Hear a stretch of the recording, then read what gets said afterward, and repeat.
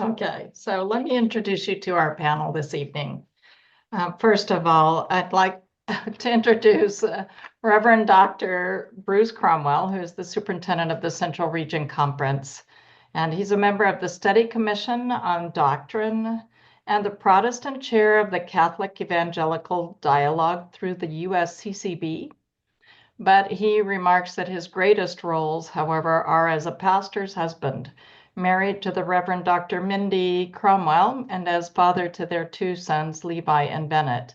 I'd say her own name, but I can't ever tell if it's Greaser or Greiser. So I'm a, what's that? How do you say that, Dr. Cromwell? It's Greaser. Thank you. And so, yeah, it's a small thing, but Mindy took her maiden name as her middle name when we got married, and I added her maiden name as a second middle name. So if you see my Bruce NG, it's Nelson Greaser. I took her maiden name as a middle name for me too.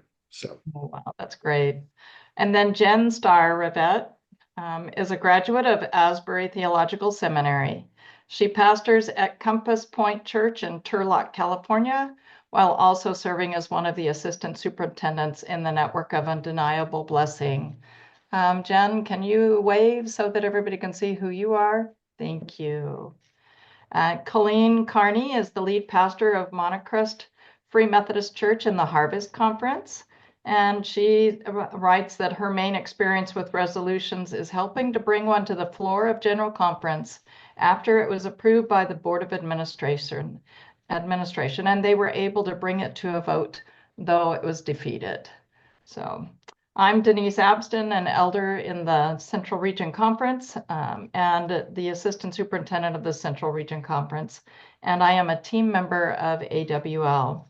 I served as a lead pastor for 4 churches in Oklahoma, and I am the director of the board for Butterfield Memorial Foundation, currently serving as the governance chair, and 30 years, long years in paralegal and conference administrative work or administration work. So I'm pleased to turn it over to Jill Richardson. Thank you, Denise. So I'm going to begin the questions, and I'm keeping time. But the first question is just for Superintendent Cromwell to first briefly explain to those who don't know, because somehow we've experienced that, basic knowledge of the FMC is not necessarily disseminated to women, what a resolution is and what the process is start to finish. I'm very glad we were raising this, Dr. Jill, because you're not alone. Frankly, unless someone has been a general conference delegate from their annual conference, woman or man, lead pastor, staff, whatever, they likely don't know how this works. So it's important to talk about it. There are forms that can be filled out. And first, it's important to know anybody can submit a resolution. You don't have to be a general conference delegate. You don't have to be an elder. And so on the forms for resolution submission, which I can make available, and you can ask your superintendent, these are not hidden. It asks for who the resolution is introduced by. So Advocates for Women in Leadership can introduce a resolution as a network, as a group. It'll ask what annual conferences support this, because the first step, once a resolution has been written, and it will ask who the author or authors are. So you can list the women's name, the men's name, whoever wrote it in particular, so that when it is discussed, if it goes to general conference, the author gets the first opportunity to speak into it since they came up with the resolution. But it will go to an annual conference where the delegates for general conference review them, and they'll all grade it. Is it a good resolution? Is it a bad one? We've all seen some ideas that are great. There are some ideas that we don't really understand why they make sense. There are some ideas that are wonderful, but the implementation gets tricky. And so the annual conference grades it, they get submitted by a certain date. The denomination then has a resolutions committee. I was a part of this last time. These are lay people and clergy, women and men from across the nation. So there's geographic representation that meets for a few days and reviews every resolution that was given and combines some, because often you'll find 2 or 3 that are proposing about the same thing. Some are great, some aren't so great. Again, because they're just anticipating issues that maybe don't affect the entire denomination.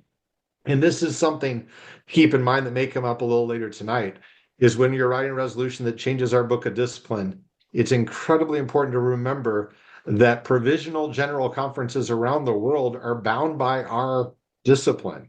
So it's not just talking to people in the USA. We might be talking to people in countries that are not democratically elected, that are very patriarchal, that have other ways of doing things for whom our discipline can create challenges. It's an ongoing challenge for us. We still need to be able to speak to our churches, though, with clarity and with discernment. So the resolutions committee, it will make recommendations then to the BOA. Should this resolution be adopted? Should it be rejected? Should it go to general conference? Should they be merged?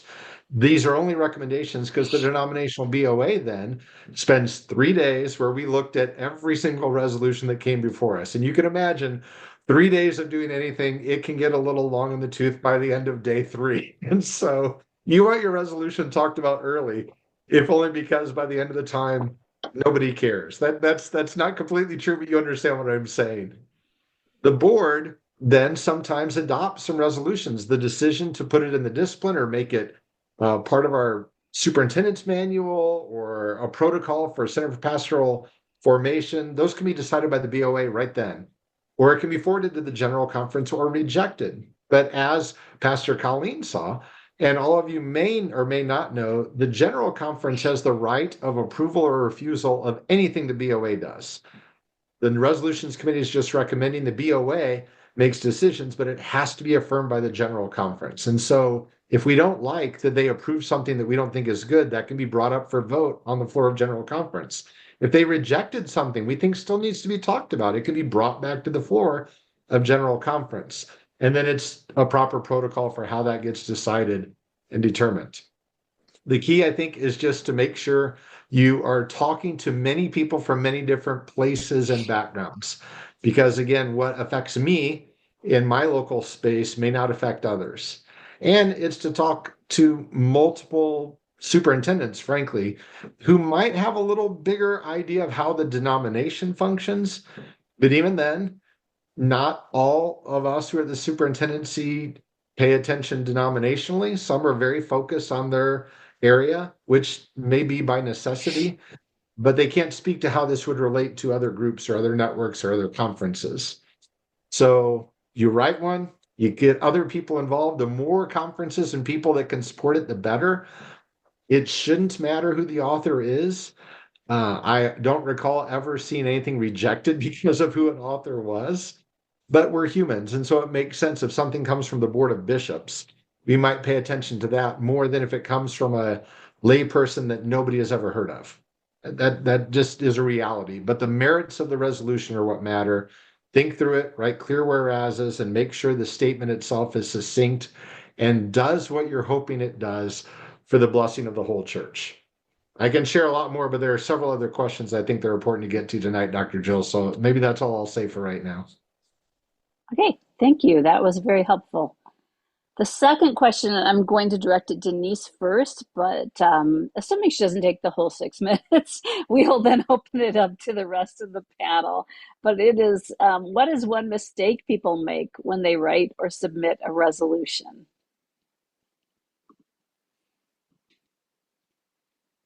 I served twice on the resolutions committee. And one of the things that I saw frequently was that people wanted to change actual scripture, and they thought that we could do that. And so, of course, those are rejected because we can't do that. But that was submitted several times. So just note that we're not going to change the scripture in any way.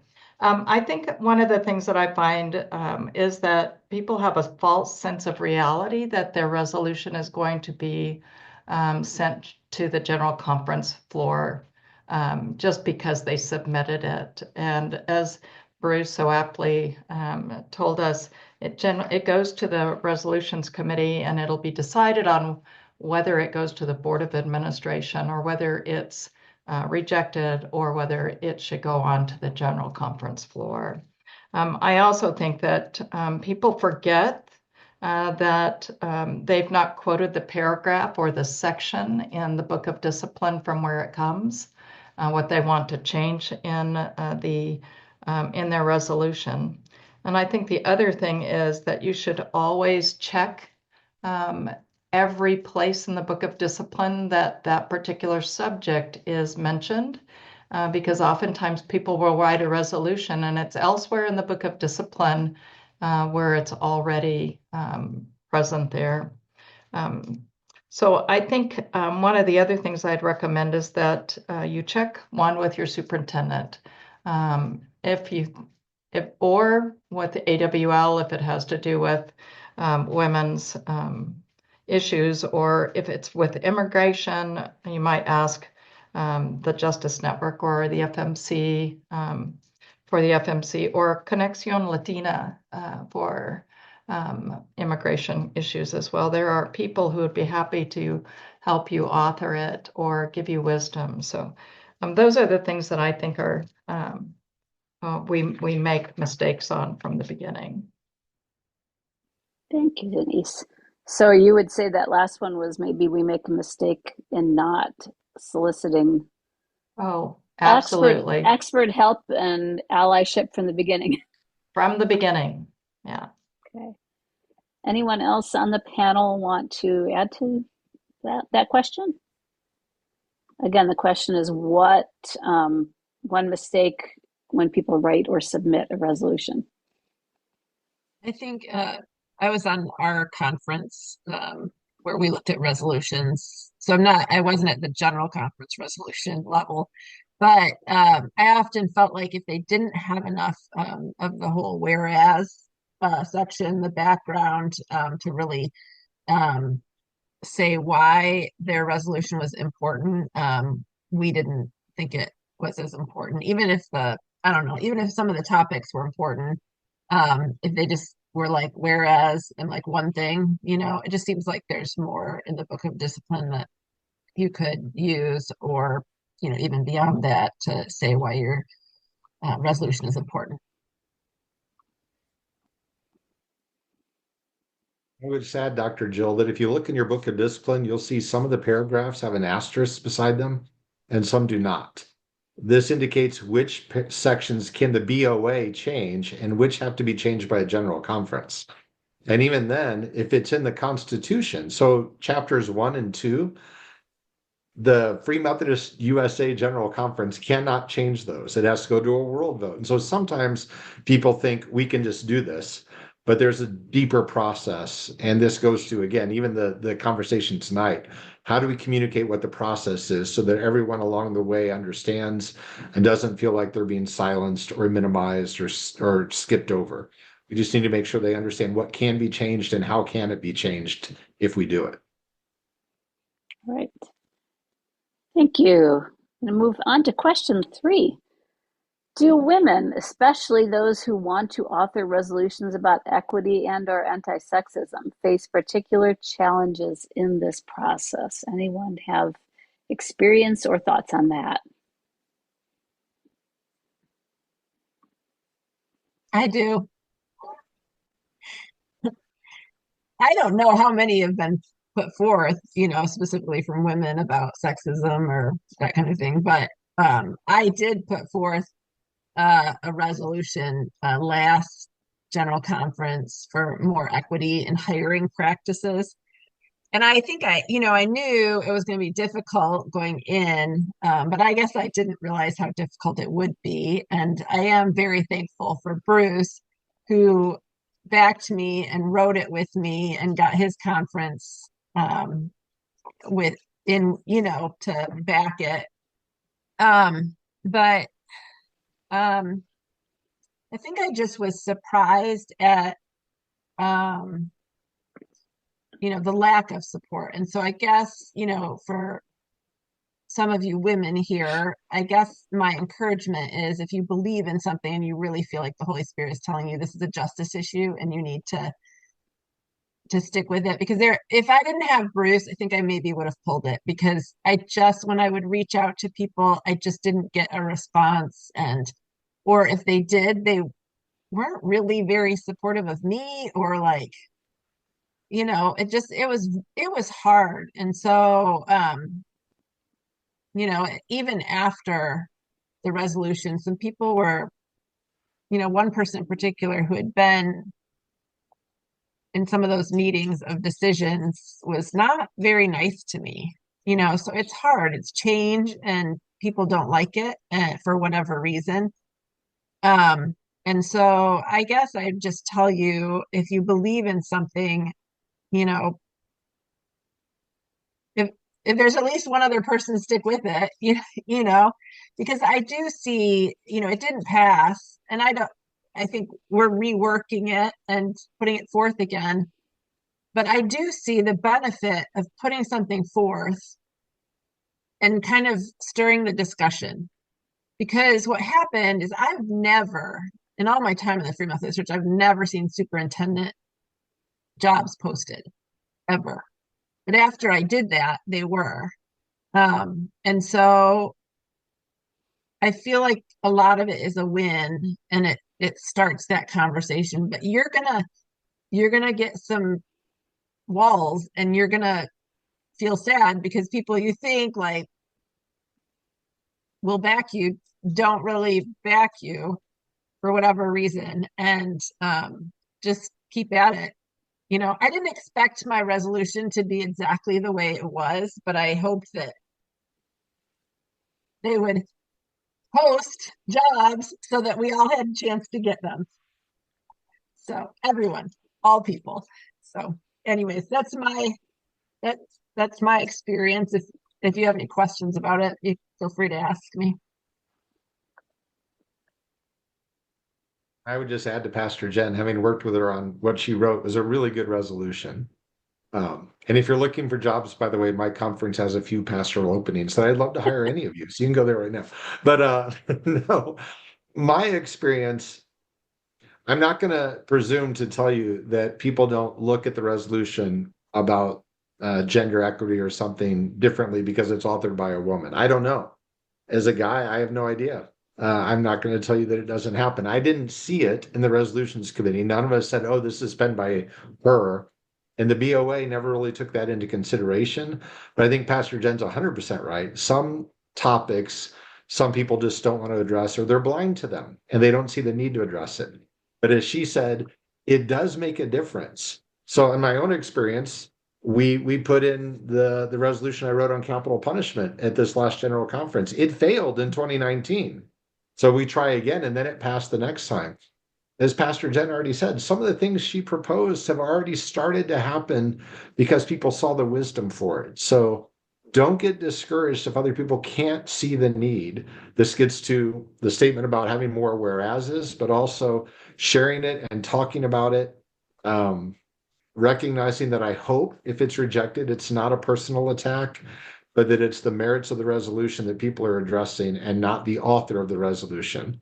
That should never, there should never be any of those ad hominem sort of attacks. So I'd like to add that sometimes in resolution, some of it is in part received and some of it is rejected.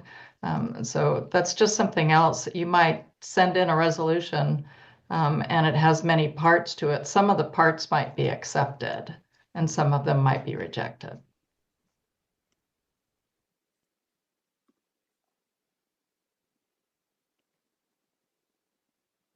Well, we've already touched on the next question, which is, what is one quality that makes for a successful resolution? We've heard a couple things on that, mostly from Bruce and Denise, but is there anything anyone would like to add? Colleen, I think. Well, I don't have a lot of experience in writing resolutions, but you guys have mentioned two things that might be helpful. Is if your resolution has multiple parts, it might be better to make them separate resolutions so they're simple. And then as my delegation was talking last time, there's one in particular that went straight to the floor that was so wordy that it was very confusing as to what they were trying to do. So I think the simpler you can make it, it seems, again, I don't know what makes it a successful resolution because I don't know, but Jennifer's did. I have noticed the postings of superintendent jobs, so kudos to you on that. So get an editor. which I happen to be, but that's not the point.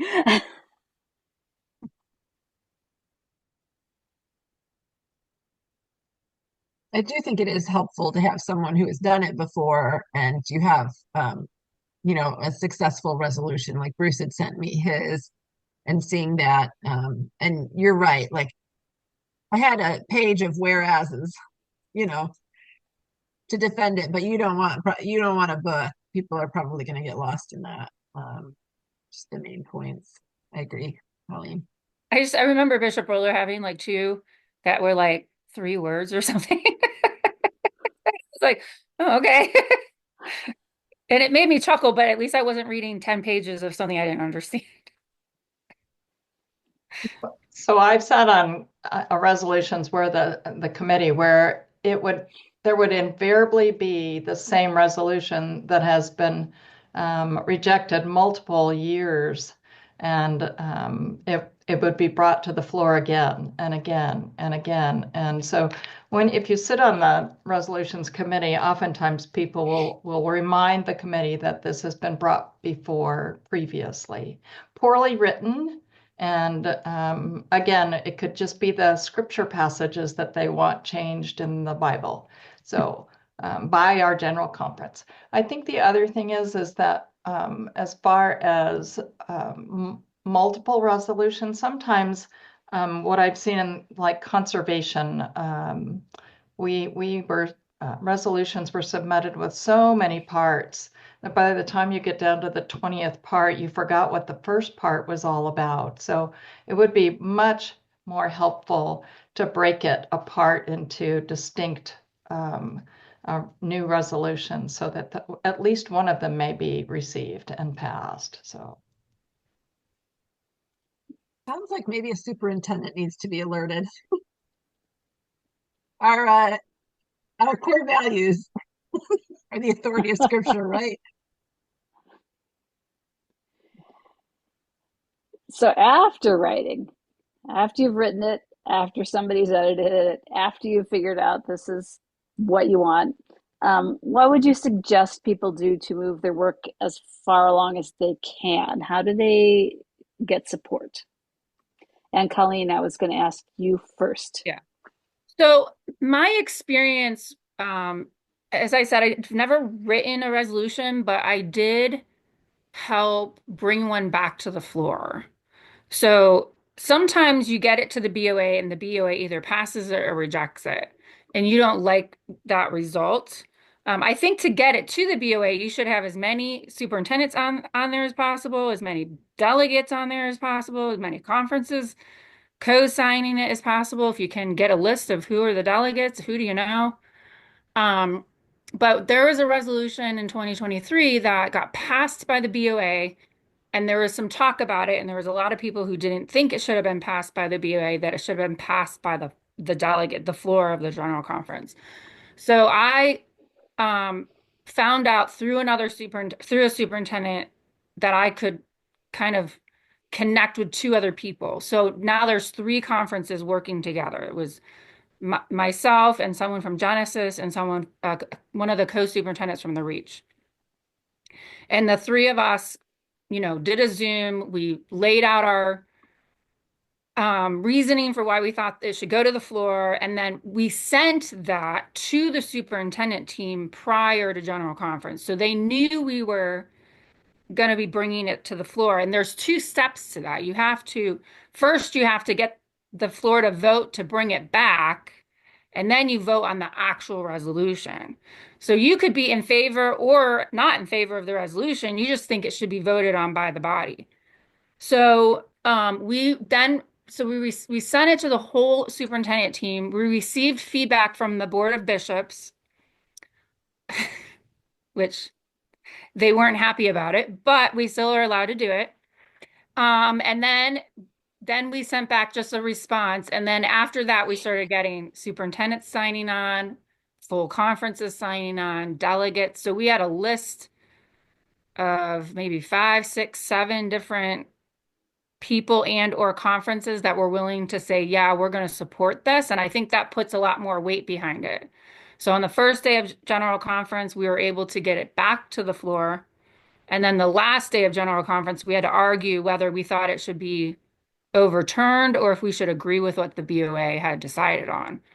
So there's a few steps you have to go through, but I think the work we did ahead of time helped us garner support from, I mean, we had multiple conferences signed on and multiple superintendents and multiple different people that saw it and said, yeah, we think this should come back to the floor.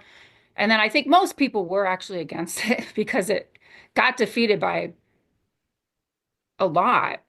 So I think it was the prep work we did before we arrived at General Conference that really helped us. And I think if you do the same with a resolution before it gets to the BOA, and you have more than just my name on there or just my name and my superintendent's name, but you have me and you have Jennifer and you have Dr. Cromwell and you have, that gives it more weight. Network. That's all I got. Thank you. Anyone else? We have 2 more minutes for this question.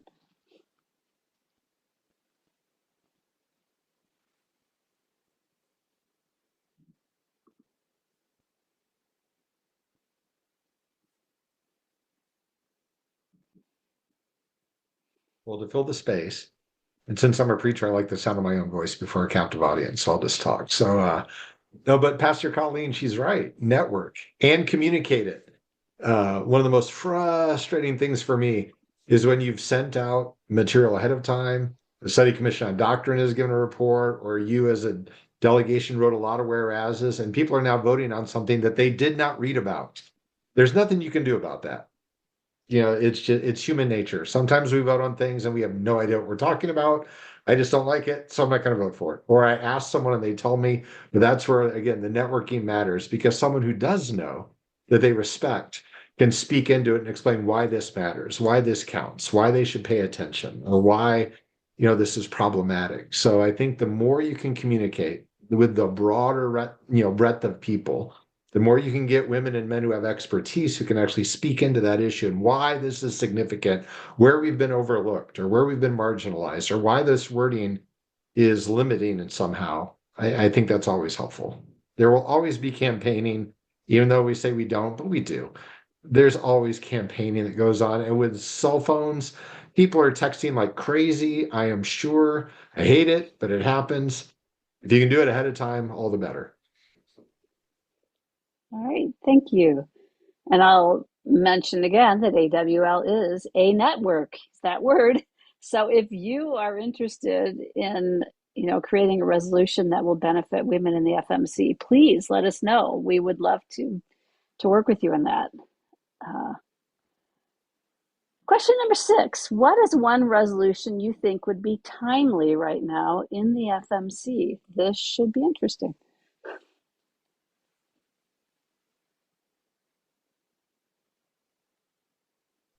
Is someone specific answering this? No, I would love to hear from all of you in our Dr. 6 minutes. Cromwell probably knows his BOD better than me. But I have looked through the Book of Discipline, and it does not seem to me that there's a very clear paragraph statement about what our position is on women. It's almost like, am I missing it? Where is it?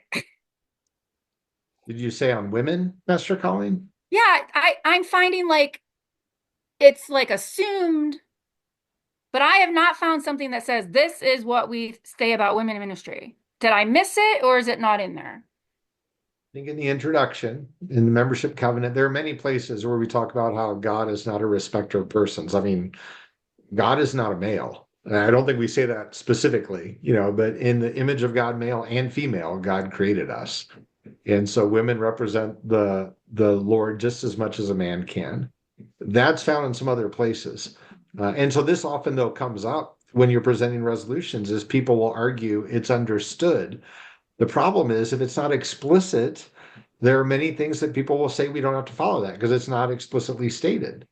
And that's where you get that tension between those who say the discipline's too big and it needs to be, honed down, which is fine. But if you're going to say that, then you need to listen to the counsel the bishops give when they send out a pastoral letter like they did this week. You can't say that doesn't count because it's not in the discipline. Well, then you have to make the discipline large and explain everything. So I think having things like Pastor Jen's resolution on trying to be more explicit and being intentional about recognizing we believe women can serve any place that a man can serve. Thanks be to God, we have another female bishop, that we have a couple female superintendents, that we've got, I think it's only 19% of our senior pastors are female. That percentage should be higher, but we're moving and we're making some progress. To be more explicit probably would help. It's just, again, also recognizing some will push back. And this is the challenge, as I mentioned earlier. We have some provisional conferences under us that are very patriarchal, for whom that will not make sense to them, and they'll resist it. And so from a denomination level here, we sometimes think, can we say that? Because this will cause problems for our sisters and brothers over there. Well, it's good to recognize that, but that doesn't mean we shouldn't give counsel to our people about what is right here in 2025 in the United States. We need to be able to confront things that are unjust and wrong. There's a little bit of a tension between, in the MEG board manual, there's a page of non-negotiables that you can't necessarily back up with the book of discipline. So that's why I asked that question, because there is a pretty clear thing about women in ministry in the MEG, but not in the BOD. So I just wondered if we should do a resolution about that. But again, I know, does this need to be here? I don't know. Well, and the challenge you've all seen, I'll draw a parallel from our United Methodist friends, is their issue wasn't their discipline was bad. Their issue is they didn't enforce it. And this is where we can say we believe in women in ministry, but we don't hold people accountable when they don't. And that's the problem, is we have to make sure we actually stand for what we say we believe. And so if you're a pastor who openly says this, I don't care how much you can grow a church. You can't be a Free Methodist pastor. You know, if you were a superintendent, one, how did you become a superintendent if that's what you feel? You know, but we need to be more clear about that. We need to talk to churches that if you're unwilling to receive a female pastor, and yes, I recognize the tension of, if I wanted to point any of you to a church that flat out said, I don't want a woman, why would I put you in a spot where you know they don't want you? That's a conversation you and I would have, but I need to talk to that church about whether or not they should even be considered still Free Methodist. Because if you can't do that, we have to hold people more accountable. And so part of it is putting it in the discipline. But I think Pastor Colleen, a big part of it is making sure the people who are supposed to enforce the discipline and follow it actually do. I'd like to say this because I find this oftentimes is people don't read their disciplines. And so having a book of discipline is one thing, having it sit on the shelf and never abiding by it or being held accountable is because they don't read it. And these are things, this is why we have church administration and why we have the history and polity courses. And the superintendent, and some of you might do this, but the superintendent has required our MEG-MAC to read through or to take history and polity. And so it's important that we instruct people to look at the book of discipline. And maybe when they get to general conference as a delegate or even annual conference, they'll be prepared for knowing what resolutions are and what we're talking about. So, can I say something about our resolutions affecting the conferences in the U.S. and globally?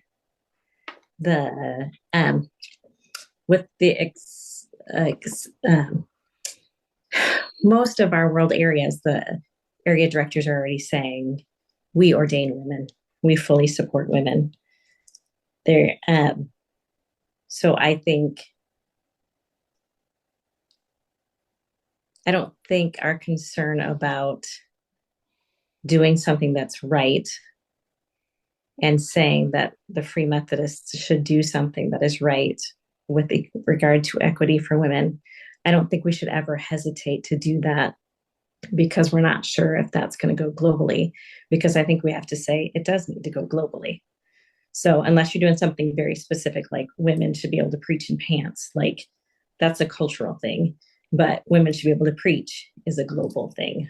So I just want to encourage us and say, if it should be how women are viewed, then it should be how women are viewed all throughout the Free Methodist Church. And I don't think there's as much hesitation as we might think that there is for that. Most of our folks globally are already on board. And I think there's more hesitation here in the United States than we think. Yeah. I went to teach in Fiji in December and taught homiletics, and there were two women that were thinking about ministry but were hesitant, and now they've started the ordination process because I went, to teach. But what I was intrigued by is how much they want to know about the US. And, I'm not sure it's all good, but we do set a standard. We do set a pace, and so, I think we have to be careful, but I think you're right, Rose. So anyways, that's just my thought on that. Tell them to look at the Philippines. Yeah. Does anyone else want to take 1 minute to answer number 6, or are we done with what you think would be a timely resolution?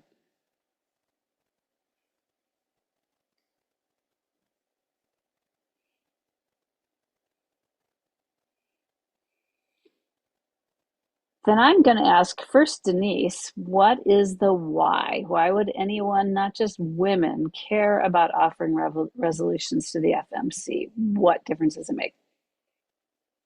So I was a new ordinand, and I was working in the church, the Midwest City Free Methodist Church, and I officiated at my cousin's marriage ceremony. And without offering any type of premarital counseling. And so I don't know if I was bragging or if I was just excited, and I happened to talk to the superintendent, and he asked me if I provided any premarital counseling regarding finances or communication, et cetera. And I said, well, it's not mentioned in the Book of Discipline. And it wasn't. And so he couldn't prove it. And so that was the beginning of my asking whether or not we needed to write a resolution. And so we did. And it was passed at the BOA. And there was actually a piece of paper that was sent throughout the denomination with highlighted yellow that told you from this day forward. And you had to add that to your book of discipline, that we would instruct, have so many weeks or whatever. And it was delineated, but I will just tell you that it has since been revised several times, and it might be because our way of doing premarital counseling is not the way that it's done in other countries. But it has been, I've just looked at it in the 2023 Book of Discipline, and it's not set out the way that we had originally resolved it to be. So it's been changed. But that's one of the reasons, one thing, that read your books of discipline. And if there's an error there or you can't find something, then it's something that you might write a resolution about, or something you're really passionate about. I think conservation is really important in this day and age. I just don't think it's more important than people. So anyway, that's my take on it. Anybody else?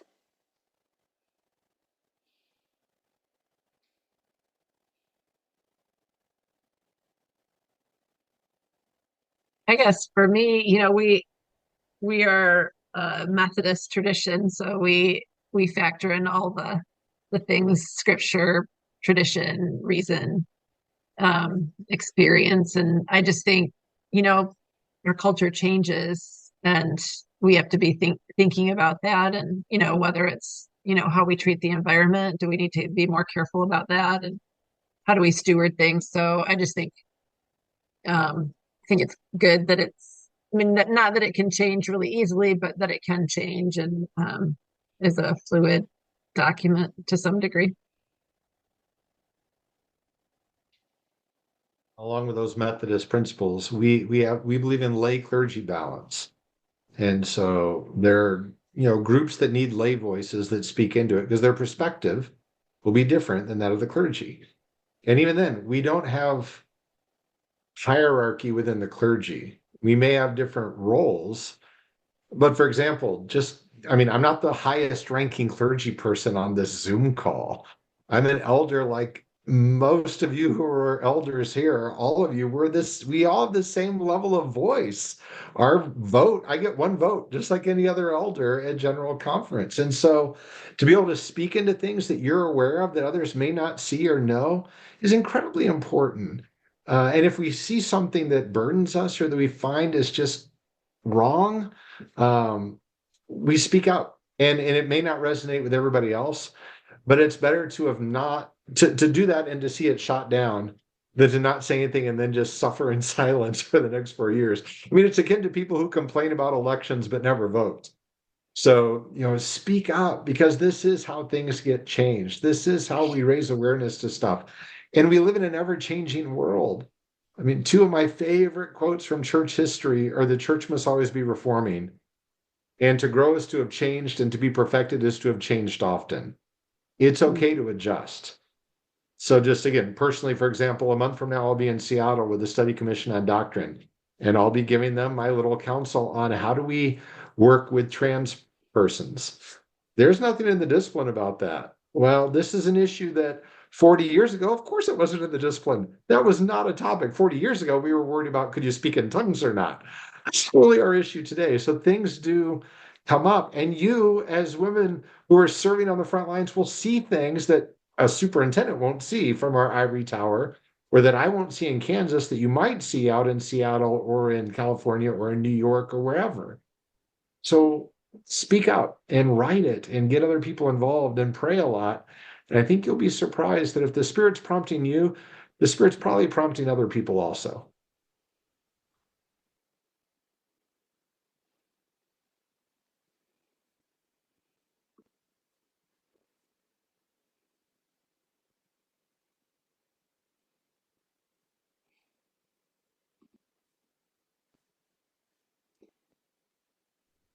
I would love to hear an answer to Rose's question about the resolutions. Do they only affect the Book of Discipline? I would just say quickly, I'm not the only one who needs to answer that, but we've changed things in the MEG manual. We've changed things on how the Center for Pastoral Formation, some of the requirements for ordination, how that is done. There may be general stuff in the discipline, but there's particulars in other places. There's revisions going on with the superintendent's manual, and so there are some things there that have to be done. And you may know, if you're a general conference delegate from 2023, you're aware that we have a virtual sitting coming up in a little over a month. And there's resolutions there's some proposals coming from this new Unleashing Missional Momentum group. One of them is to split the discipline up into doctrine and practice. And so part of it is some of the things that detail with how do we do things, they exist in many other places right now. So it's primarily discipline, yes, but it's not just the book of discipline. This is why some things don't get voted on, they get referred, and the Board of Bishops handles it, or the Finance Committee has to handle it, or it gets sent to the Study Commission on Doctrine or to wherever, so that they can make a recommendation and study it a little bit more because we're not ready. So some of it is how we do things. There's talk right now about giving the area leaders more authority. Well, that should have happened a long time ago. And frankly, you don't need a resolution or an act of general conference to make that happen. There are a lot of things, if they're right, we just should do them. Stop waiting every 4 years to get them done. And that's part of this here, getting jobs posted so that you all are aware of openings. We should not have to wait for 2027 or 2029 or whenever for that to happen. That should be something that can be done right away through a few conversations. It's not the book of discipline, but it would change how we practice. So mostly discipline, not always. Thank you. The other question in the chat, we have about like 1 minute, would be, Do people get feedback if their resolution doesn't make it to GC as to why? You can skip I that want one to and do speak to another one that if a you little want. bit, but no, they're not. And if you don't know somebody, like if you don't have channels, you don't have networks, you're not going to even find out if it passed unless, I don't know, until they post the ones that they did pass. Do you know what I mean? Like it's weirdly like you're like, hey, like if I didn't have Bruce, who is like in the inner circle, sorry, Bruce, like I wouldn't know, you know? So yeah, that's a frustration to me. I think letters should go out at least saying, hey, we looked at this and we didn't pass it. I don't know. It's a hole in our system, to be sure. It should not be hard for the BOA or the resolutions committee or somebody to communicate with the author of the resolution. We rejected it. Here's why. We're passing it right now. Here's why. We're going to the floor. We've amended it. We've combined it. Something just to honor. You took the time to research this and write it. We should honor you enough to give you a reason for why it's not going forward. And not, or just surprise, look what you get to find when you show up at general conference, But that's something you can continue to remind the bishops of. And if you're elected as a general conference delegate, to bring up, when you're writing resolutions, can someone let us know how this goes? It's why also who you elect to be on the BOA matters. We talked about making sure superintendents know there's only 2 superintendents on the BOA right now. That's problematic in many ways. You have another who has been a superintendent, so they're not unfamiliar with what superintendents do, but you should make sure the women and men who are representing our denomination on the BOA understand the breadth of some of these issues, and who they are, so you can get them to be involved because they have a lot of responsibility and authority as they try to lead us. Right. Thank you so much, everyone. You have been very informative. Again, if you have a question that wasn't answered that you'd like us to pass along, we would be happy to do that. I'm going to turn this over to Denise again. Okay. Thank you so much for coming.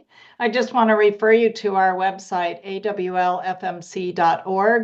There you can find information on Preacher Sunday, lots and lots of resources, upcoming events. And one of those upcoming events is April 28th, where Jennifer Harold, who is the talent acquisition lead at Central UHR at University of Michigan, will be talking about sponsors, mentors, and coaches. So that would be a good one. What FMC job openings there are, and by the way, Superintendent, our job openings are over there on the AWL FMC website. A place where you can subscribe to information from AWL. Of course, if there's at any point where you feel that you need help in a situation where you feel as though maybe you are not being treated fairly as a woman, clergy, or a CMC, please feel welcome to reach out to us. We have information, and right there on our website that says need help. And so if you know of someone who is struggling, please reach out to us, because we want to be number one, pray for you, and then 2, walk alongside you. So the website is right there on the chat. So thank you again for coming, and we hope that you'll join us again. Have a great evening.